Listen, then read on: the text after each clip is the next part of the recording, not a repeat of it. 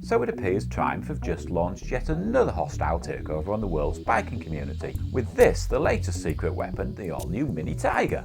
So join us as we're going to take an honest look at this new bike to see if it's all that it's cracked up to be. So back in September, Triumph started beating its social media jungle drums with a slew of news about a new middleweight adventure bike soon to be unleashed from its Hinckley-based HQ in the UK. And ever since then, everybody's been trying to compare it to the usual suspects. Now, the Tiger 660 might have seemingly crept up on some of us from nowhere. However, the addition of this new Mini Tiger shouldn't be a surprise to most of us, as we've recently seen bikes like the brilliant Triumph 660 Roadster introduced, to take on the likes of Yamaha's ever-popular MT-07 that's pretty much dominated its class for some time now. So to be honest with you, it's not that much of a surprise to see Triumph wanting to challenge the likes of Yamaha's new Tracer 7, that until now seems to be the go-to bike for riders in the highly contested middleweight market popularity stakes. So as predicted, this new dual sport from Triumph gets the same 660 liquid-cooled inline-3 motor that's been used in its extremely popular new Trident model. Now, barring a bit of a retune, we've seen the same sort of performance in the power stakes, kicking out a very respectable 80 brake horse, with a more than adequate 64 Nm of torque to hand, 6,250 RPM. So although the Tracer does have a slightly larger engine with a total displacement of 689 cc's, giving it an extra 29 cc's over the Tiger, you actually get a higher output from the Tiger, with an extra 7.6 hp's on top of what you get from the Tracer. However, in the interest of fairness, I suppose it is worth mentioning that the Tracer does have an extra 4 Nm of torque over the Tiger. So when we all heard that this new Tiger was going to be using the same platform as the Trident, it was pretty obvious to most of us that the bike would need a slight tweak in the gearing department to help give it longer legs for the sustained high-speed cruising you'll be doing on a bike like this. And true to form, that's exactly what Triumph have done. However, the new Tiger is keeping the same 6-speed gearbox and wet multiplate slip and assist clutch as you get on the Trident that helps make it such an easy bike to ride. So as for the riding position of the new 660, to be completely honest with you, it's probably not going to be that much different from most of the bikes already out there in the middleweight adventure or sports touring class, and it's going to give you a very similar experience to most when it comes to the riding position.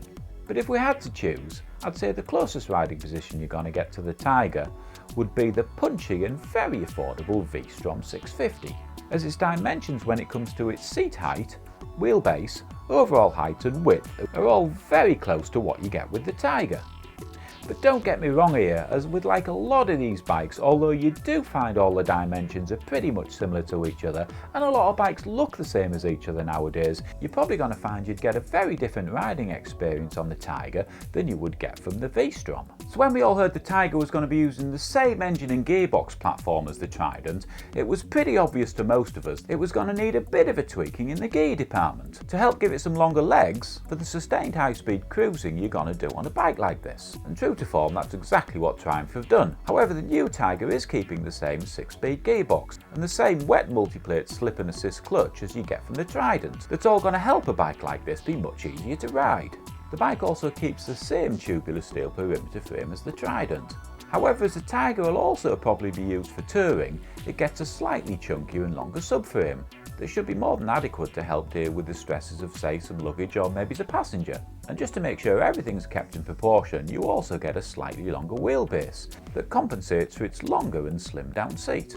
So this new Mini Tiger sees much the same suspension team as you get on its sibling, with a more than capable pair of 41mm upside down Showa forks, along with a Showa rear mono, and of course you keep that all important preload adjustability that you're gonna need on a bike like this. And as expected, Triumph have also increased the travel at the front and the rear to help you soak up the humps and bumps when you're scratching around.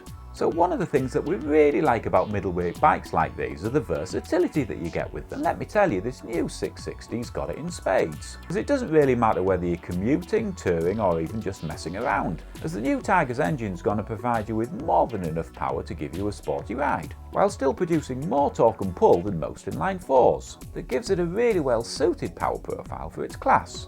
Now, as for the brakes to go along with all that power, I think a few of us were probably hoping for a bit of an upgrade over the setup you get with the Trident, to maybe a pair of Brembos, as the likelihood of the bike carrying more weight's a distinct possibility, However, Triumph have elected to keep the same Nissan setup with a pair of 2-pot sliding calipers over 320mm discs at the front and a single piston slide with a 250mm disc to the rear. That, to be honest with you, probably has helped to keep the cost down and will also probably provide you with just as much stopping power as some Brembos. So happy to see that the Tiger Sport brings across all the electronics that you find on the Trident, including its ride-by-wire throttle that delivers a couple of new riding modes, being rain and road.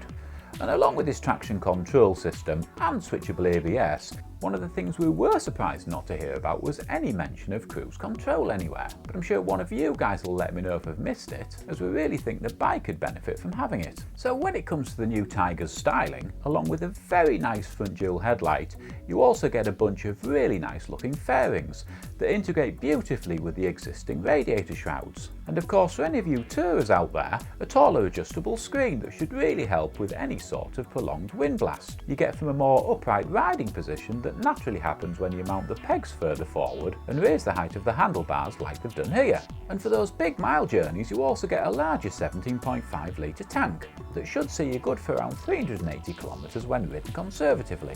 Now, what's really nice to see is the extra touches that you always get with the Triumph that show the attention to detail that Triumph are renowned for, including the little things like right-angle tyre valves and blanking covers in the swing arm bobbin threads, not to mention sticking to an all-round pair of brilliant Michelin Road 5 tyres and keeping the same sweet sounding triple exhaust that you get with the Trident, all wrapped up in a bike that costs just a smidgen under 8.5 grand and should be available from January 2022. So do you think the Triumph should have upgraded the brakes? And do you also think it stands up against the likes of Yamaha's awesome Tracer 7? As always, we'd love to hear your thoughts in the comments section below. Now, we've got a review on what's just around the corner when it comes to new electric bikes for 2022 just up here. Don't forget to give this review a thumbs up if you enjoyed it, subscribe if you want. My name's Bobby Max, I'm out of here.